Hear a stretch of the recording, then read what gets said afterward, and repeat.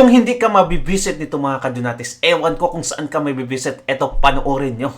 Ang mga drug user, mas nagiging violent at ito yung droga ang nagtuturo sa kanila para gumawa ng krimen. Kaya peace and order problem siya.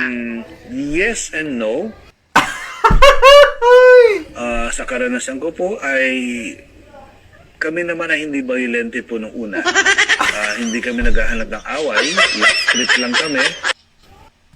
Ano daw mga kadunatics? Ano daw? Nga? Based on my experience pa talaga, eto talagang si... Ewan ko mga kadunatics, kakaiba talaga siyang tao. Kakaibang padre. Ewan ko kung ikaw ay isang Roman Catholic mga kadunatics at si Father Flavio ang magbibigay ng mensahe. Ha? Pupunta ka ba? Comment down below mga kadunatics. Kasi kakaiba yung takbo ng utak niya mga kadunatics. Di ba? Yan yung influence. Pag palagi ka kay Dilima. Mga kadunatics, pag palagi ka sa mga komunista, tingnan nyo naman. Ha? Biruin mo yung simpatiya nyo mga kadunatics towards the addict and pusher. Ha? What about sa biktima? Sinong karamihan mga kadunatics sa nangyayaring krimen sa Pilipinas dahil sa mga addict na to, tapos sasabihin mo sa amin naman, ha? Sa experience ko, ay nako, balikan natin. Ang mga drug user, mas nagiging violent at ito yung droga ang nagtuturo sa kanila para gumawa ng krimen. Kaya peace and order problem siya. Yes and no. Sa karanasan ko po ay kami naman ay hindi violente po nung una. Hindi kami naghahanap ng away. Street lang kami. Grabe. Ay nako mga kadunatics, kakaiba talagang paring ito.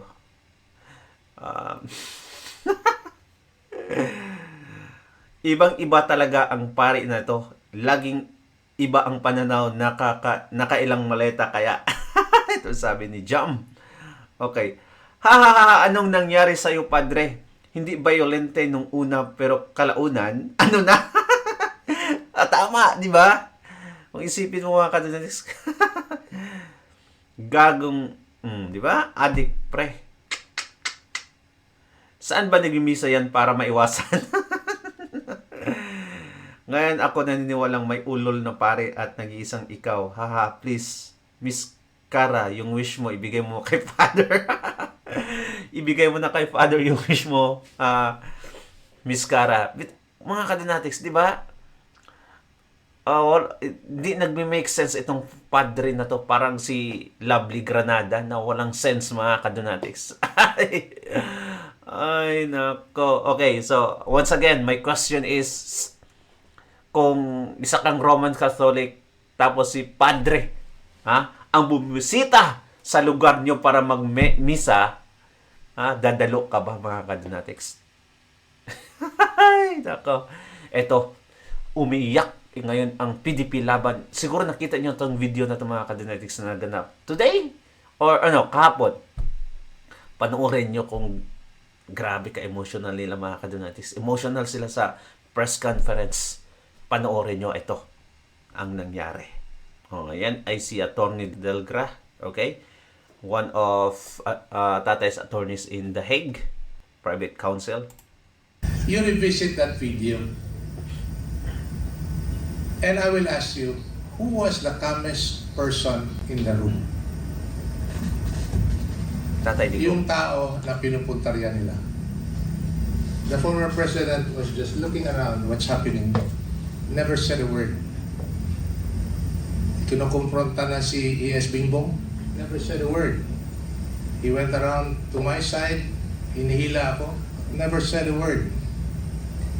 And finally, yung tumataas na yung boses ni Hanilet, he did not confront Hanilet. He confronted the policewoman. Pwede ba wag mo na hawakan? Para huhupa yung tension.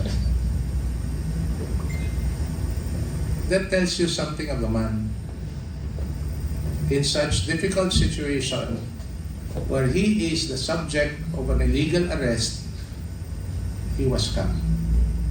Kay kami naman Kami Grabe. naman ang sasalo, tatayo sa Naging emotional tabi talaga mo. sila, no? Kami ang magiging lakas at sandi. so that I would be able to capture in the raw the state of mind of the former president. And as you can see, he was very well made aware of what was happening, except that at some point in that video, akala niya si Dishon yung isa-charge sa kanya.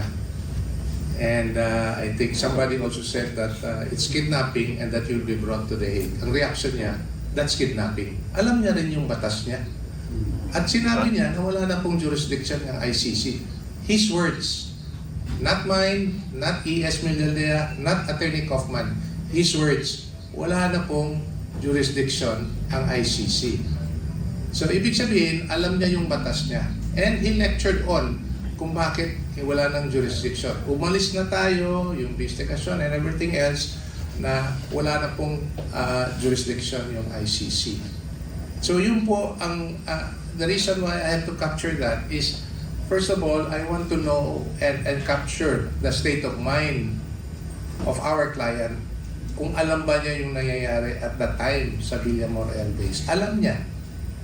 And perhaps that is the last video of him making his legal position on the matter. Na kidnapping yung nangyayari. Pangalawa, walang jurisdiction ang ICC for him to be brought there. So yun po ang klaro doon sa video na yan. As much as possible, I don't want to interrupt him during that entire scene para kuhang-kuha talaga ano ang gusto niyang sabihin sa buong mundo, as you guys know. At sinasabihan niya si General Torre at that time. And as mentioned, I also would like to share, if I may, Penny, you mentioned about the former president being calm. I'd like to invite you to that scene, that video, yung, I like to qualify that.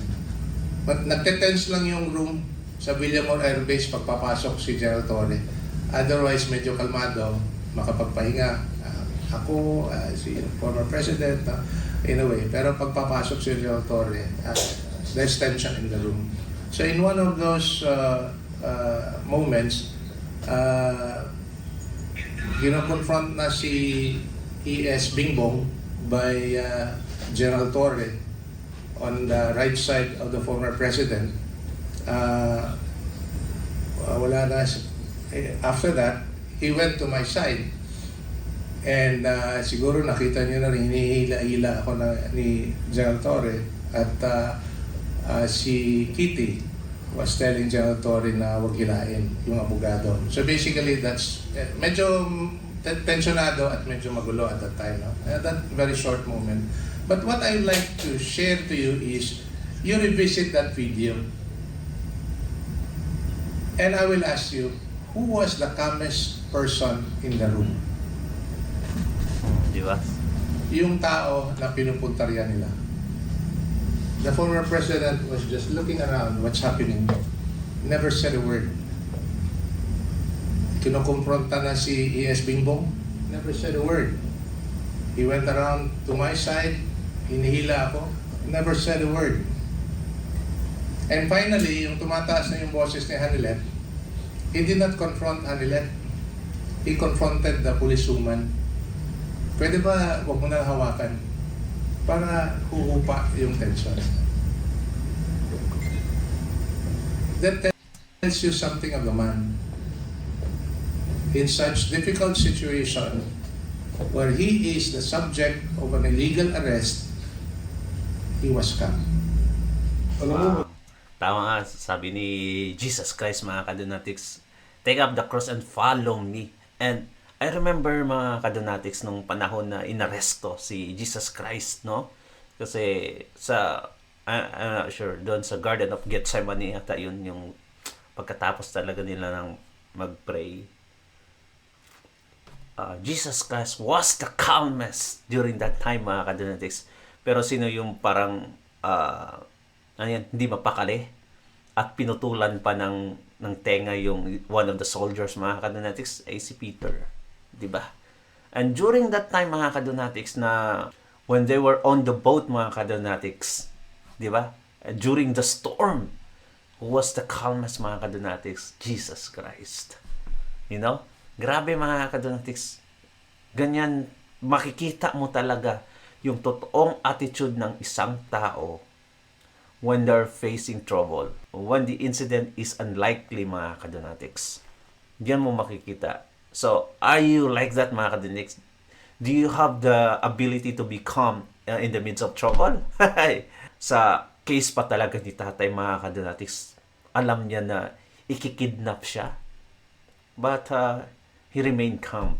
Let's go. Isang taon na tinitingnan ko yung mga litrato namin. Ngayon ko lang nabalikan.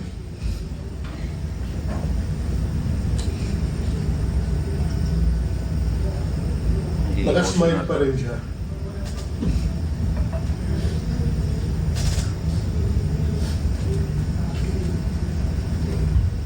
To the very last. Pati ka lahat ng mga kasama sa plano.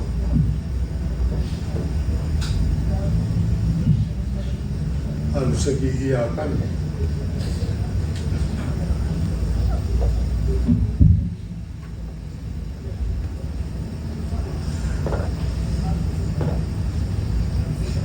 Sabi ko sa kanya, let's check kayo may gawa nito.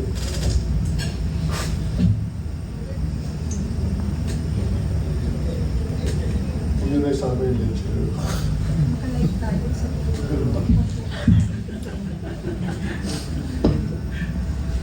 Napapatawa lang ako sa sir. His last supper in Villamor. Ito po, simpleng hapunan before he was brought to the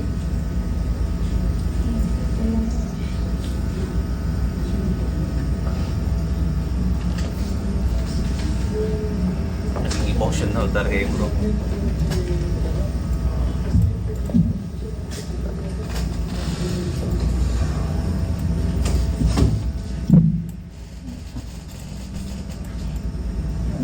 Biro mo, 1 year na pala ngayon yun. Ngayon. Ngayon ang first year.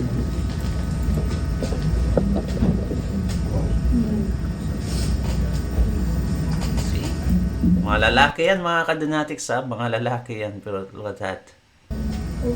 At yun, sa 60s na ata yan sila. Pero ganyan yung pagmamahal nila kay tatay. For those of you who don't understand the man, I would invite you to go to Davao at puntahan niyo yung House of Hope at Bahay Kalinga. Yan yung dalawang advokasya ng dating Pangulo. And perhaps you will know and understand the kind of man that he is.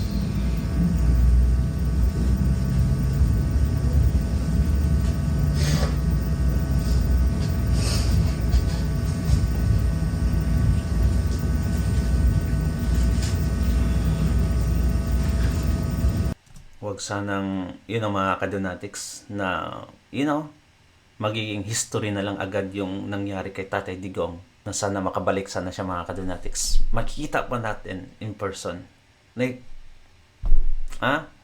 alive and kicking, mga kadonatics. Sana man lang, mga kadonatics. Kasi mahirap talaga ang sitwasyon niya ngayon. Sana man lang, mga kadonatics, let's keep on praying because there's nothing impossible in prayers. At least ma-recognize man lang siya, mga kadonatics, no? In person talaga.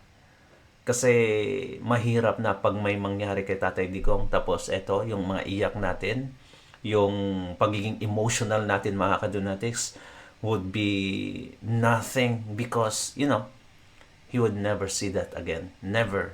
Ngayon nga, mga kadonatics, ito, ewan ko kung nakikita to ni Tatay Digong, but it's just hard, mga kadonatics. It's just so unfair na Look at that. He's being trial now overseas.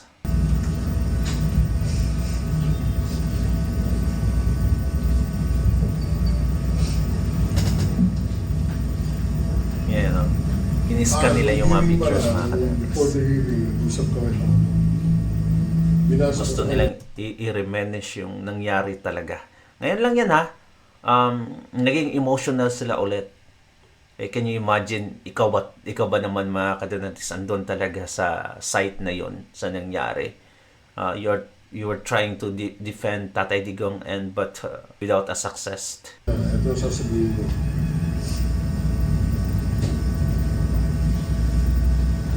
So I read yung script mo, yung manifestation mo. Alam mo, smile. Nag-smile siya. Yun, okay lang sa'yo. Oh, okay lang. Wala. Sabi ko nga sa kanya, pasensya ka sa English ko minsan. Hindi, okay lang yan. Attorney Beth, Yes, I guess I'm sorry I cannot help but be emotional, kasi outside of the context of law is the human side of all of what's happening right now. PRRD was a complex person, but he is such a human being puno ng malasakit. Ang nakikita lang kasi ng taong bayan, yung tapang. Yung malasakit, ino-overshadow. But it is this character of him that endears him sa masa. Taong bayan, masyado ng, na yan overused. But yung malasakit dun sa mga kulang sa buhay. And I guess that's the reason why he's wanted very much to stay with PDP. Ang motto ho ng PDP is Pilipinas dapat sa Pilipino. Yun ang sinasabi niya, gusto kong litisin ako ng kapwa ko Pilipino kasi kung may pananagutan ako, dito ako mananagot sa aking mga kababayan at hindi ko yan tataasan. Subalit, nung sinabi niya na ginampanan niya yung kanyang trabaho bilang Pangulo, hindi ho natin makakaila na nandun pa rin yung malampot na puso niya para sa ating mga kababayan. Kaya sa aming maaabot na 3 abogado, pinapaintindi namin sa inyo labas sa aming mga emosyon. Ano ba ang nakikita namin karapat-dapat na mga pananagutan sa batas sa paglalapastangan ng kanyang karapatang pantao. Naway itong episode ko ng kapihan mamulat sa inyong mga mata na sa labanan ito, sa labas ng emosyon, kailangan po talaga manaig ang batas. Kasi kung hindi ho, magkakaroon na tayo ng anarkiya. And I think this is what the President wants us to do. Intindihin ang batas kahit kailangan niyang magsakripisyo na malayo sa kanyang pamilya, malayo sa kanyang mga kababayan, malayo sa kanyang bansa. If this is the ultimate sacrifice para mamulat ang ating mata, I guess wala na tayong ibang mahihiling sa isang kapwa Pilipino kung hindi pasalamatan siya sa kanyang ginagawa matapos ang isang taon na nagdaan. At patuloy niyang gagawin para lang mamulat tayo sa ating mga karapatan. Comment down below, mga kadonatics, if nagiging emotional ka din ba. It's hard to go back and watch the video, mga kadonatics. Yung talagang pag-aresto kay Tatay Digong, pag-kidnap sa kanya. Very hard to watch. But let's just keep on praying, mga kadonatics, na mawawala na itong mga kumag na mga responsable sa pag-kidnap ka Tatay Digong. Comment down below and babasahin natin yung mga kadonatics. Thank you so much and God bless you. Don't forget to subscribe and like this video. Bye-bye.